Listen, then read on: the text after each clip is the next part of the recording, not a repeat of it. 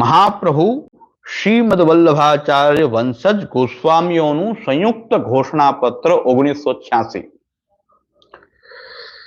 જ્યાં સુધી સિદ્ધાંતના નિશ્ચિત સ્વરૂપ કે વ્યાખ્યાનો પ્રશ્ન છે, અમે બધા જ ધર્માચાર્યો આપણા સંપ્રદાયના પ્રવર્તક શ્રી મહાપ્રભુ શ્રી વલ્લભાચાર્ય તથા પરવર્તી અન્ય પણ માન્ય બધા વ્યાખ્યાકારોના સંદેહ રહિત વિધાનોના આધારે, કોઈ સંદેહ છે જ નહીં, કેનો શાસ્ત્રાર્થ કરવો છે, કોઈ સંદેહ જ નથી,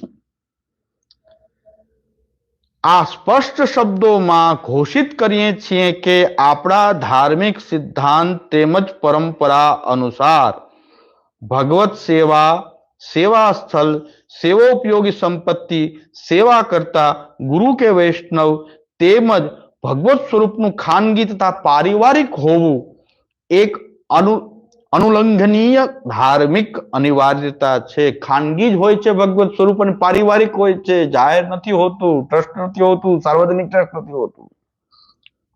તેથી તેઓમાંથી કોઈને પણ સાર્વજનિક બનાવવું સર્વથા ધર્મ વિરુદ્ધ હોવાને કારણે એક ઘોર ધાર્મિક અપરાધ છે। શ્રી હરિ દાદા, શું તમે આ લખી ગયા છો અને એમાં ક્યાં સહી કરી ગયા છો, ભાન છે કે નહીં? બેન જઈને સમજાવજો, આપશ્રીને સમજાવજો ચરણનો સ્પર્શ કરીને કે પાછા વળી જાઓ। આ તો આપશ્રીએ બધી સહી કરીને માન્ય કરી દીધેલું છે ને આપના પિતાએ માન્ય કરી દીધું છે, હવે શું કરવું? ને આપ હવે ભૂતલ ઉપર બિરાજો છો, આપના પિતાશ્રી તો નિત્યલીલામાં પધાર્યા, પણ એમની પાછળ તો એમની આજ્ઞાનું પાલન તો કરો, નહીં તો આપશ્રીને પણ એ રૂચશે નહીં। ને આપશ્રી અહીં ભૂતલ ઉપર બિરાજો છો ને ખૂબ બિરાજો, સતાયુષી બિરાજો, પણ આ સિદ્ધાંત બોલો, જે આપ લખીને સહી કરી ગયા છે એ જ બોલો, એમાંથી ફરો નહીં।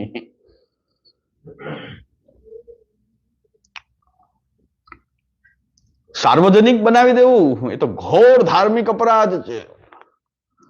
વાલ્લભ સંપ્રદાયના સિદ્ધાંત પ્રમાણે પોતાના ઘરમાં પોતાના ધનને તથા નિજ પરિવારજનોને ભગવત સ્વરૂપની સેવામાં ઉપયોગમાં લેવા એ જ આરાધનાનું વાસ્તવિક સ્વરૂપ છે। આપ કરી રહ્યા છો બીજાના પૈસા લઈને, એ વાસ્તવિક સ્વરૂપ નથી, કંઈક છલ કપટ છે।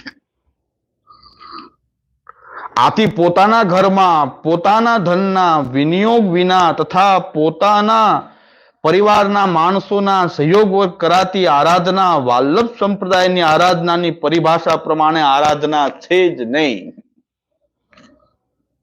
આવી સ્થિતિમાં અમારા ઘરમાં આવતા લોકો દ્વારા અમારા સેવ્ય ભગવત સ્વરૂપના દર્શન કરવા કે ભેટ ધરવી વગેરે આચરણ આરાધનાની અંતર્ગત માન્ય ક્રિયાકલાપ નથી। કોઈ મદન મોહનજીના દર્શન કરવા માટે મોટી હવેલી જામનગર ન જવું જોઈએ।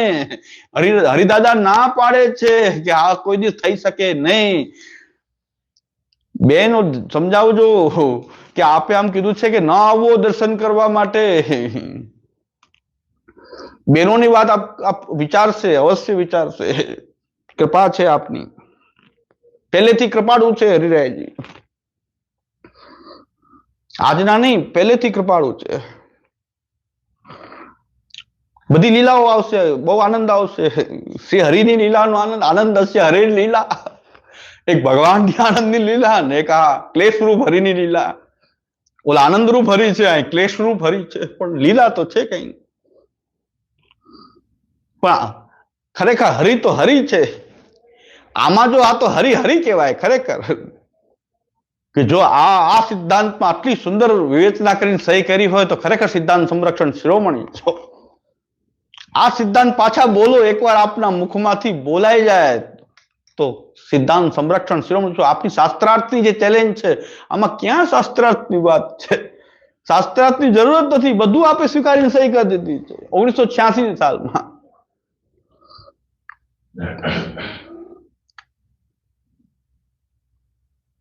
હજી બહુ જે શાસ્ત્રાર્થની અંદર જે વાસના અને ભૂખ છે આપણે મટાડશું, એમાં કોઈ સંશય નથી, મટી જશે। પણ એમાં પછી નાચું કે છે આંગણ ટેઢો નહીં ચાલે. 9 મણ તેલ આવે ને રાધા નાચે નહીં, એમ નહીં ચાલે ભાઈ.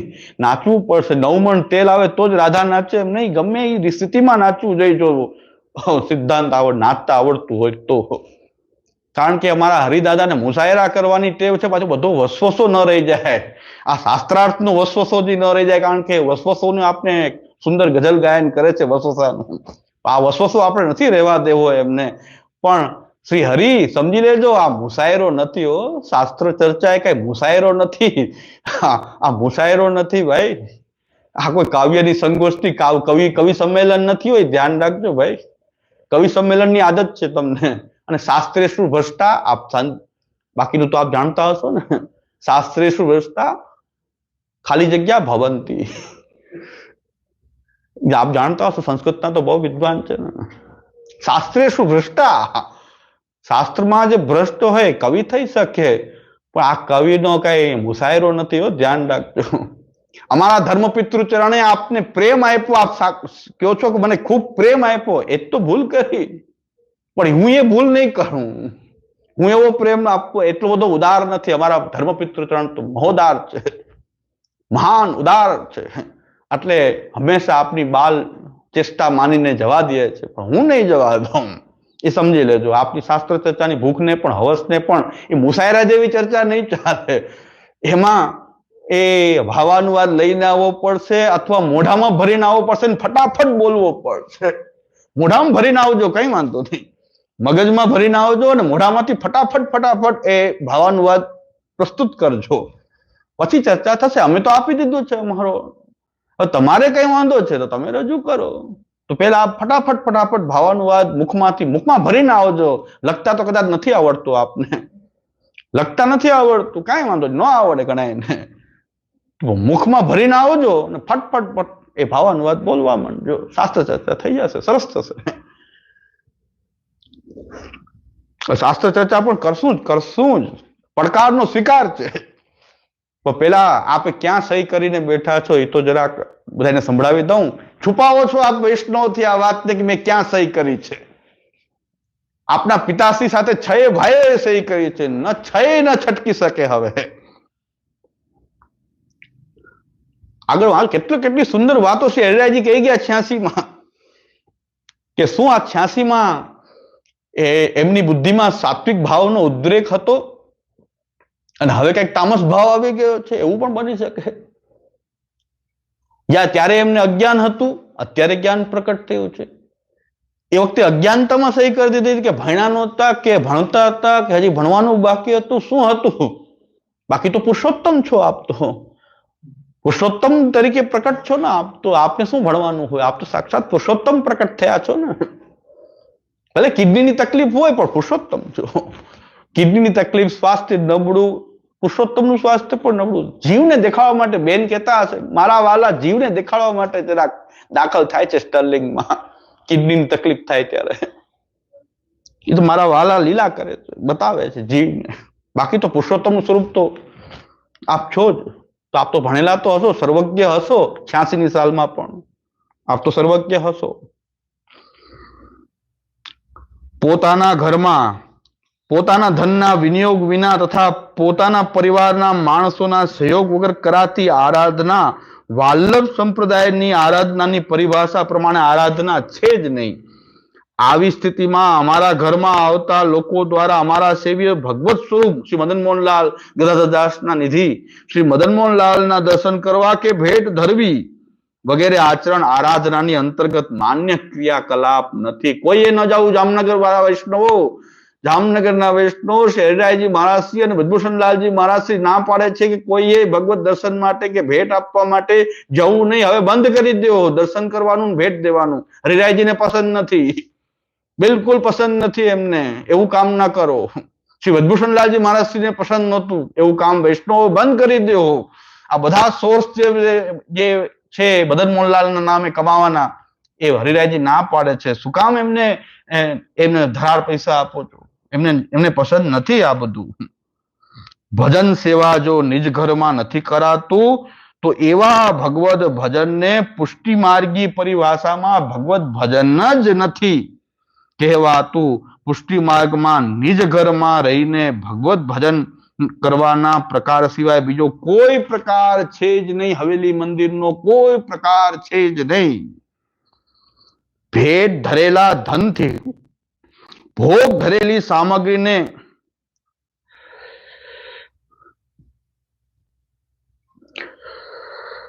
ભેટ ધરેલા ધનથી ભોગ ધરેલી સામગ્રીને પ્રસાદ રૂપે ગ્રહણ કરવી અમારે ત્યાં બિલકુલ વર્જિત છે. કોઈએ મદન મોહનલાલની ત્યાં ભેટ ધરીને પ્રસાદ ન લેવો. જામનગર મોટી હવેલીનો ના પડે છે. બ્રિજભૂષણલાલજીને પસંદ નથી અને હરિરાયજીને પસંદ નથી. સાર્વજનિક મંદિરમાં દર્શનાર્થી જન સમુદાયના પ્રતિનિધિના રૂપમાં સેવા કરવાની પ્રક્રિયાને ન તો વાલ્લભ સંપ્રદાયમાં કોઈ અવકાશ છે, ન એવું આચરણ સિદ્ધાંત દ્રષ્ટિએ પ્રશંસનીય પણ છે. ભગવત સેવાનું અનુષ્ઠાન ન તો નોકરી કે ન તો ધંધાના રૂપમાં કરી શકાય છે. એટલે આ બધા જ સિદ્ધાંતો જે છે એ હરિરાયજી મહારાજશ્રીએ માન્ય કરેલા છે. અને સિગ્નેચર જે 43 ગોસ્વામી બાળકોએ હસ્તાક્ષર કર્યા એમાં નિત્યલીલા શ્રી બ્રિજભૂષણલાલજી મહારાજ શ્રી પત્ર દ્વારા સહમતિ પ્રદાન કરી. ગોસ્વામી વિઠ્ઠલનાથજી શ્રી બ્રિજભૂષણલાલજી મહારાજ જુનાગઢ, ગોસ્વામી શ્રી હરિરાયજી બ્રિજભૂષણલાલજી મહારાજ શ્રી પુષ્ટિ સિદ્ધાંત સંરક્ષણ શિરોમણી તો પછી લાગ્યું, પણ એ સંરક્ષણ શિરોમણી વાળા જ હરિરાયજી સહી કરી રહ્યા છે. કોઈ ભેટ ધરીને પ્રસાદ વગેરે લેવાનું અમારે ત્યાં માન્ય નથી. શ્રી શ્યામ મનોહરજી શ્રી બ્રિજભૂષણલાલજી મહારાજ શ્રી કાશી, શ્રી નવનીતલાલજી શ્રી બ્રિજભૂષણલાલજી મહારાજ શ્રી જેતપુર, શ્રી નવનીતલાલજી બ્રિજભૂષણલાલજી મહારાજ શ્રી જુનાગઢ, આ બધા જ ગોસ્વામી બાળકોએ બ્રિજભૂષણલાલજીની સાથે આ બીજા કુલ 43 બાળકોએ સિગ્નેચર કરી અને સુપ્રીમ કોર્ટમાં શપથપત્ર મૂક્યું. હવે આ સુપ્રીમ કોર્ટનો માન્ય દસ્તાવેજ છે અને હવે જો આમાંથી છટકવું આવે, જ્યારે પણ કોર્ટમાં મેટર આવે તો સુપ્રીમ કોર્ટમાં રજૂ થયેલો દસ્તાવેજ છે એ કોર્ટમાં રજૂ દરેક જગ્યાએ માન્ય થશે કે આ લોકોનો મત તો આ હતો. હવે આનાથી ફરવું અને શાસ્ત્રાર્થની ચેલેન્જ આપી. આ સુરસુર્યું થઈ ગયું શાસ્ત્ર.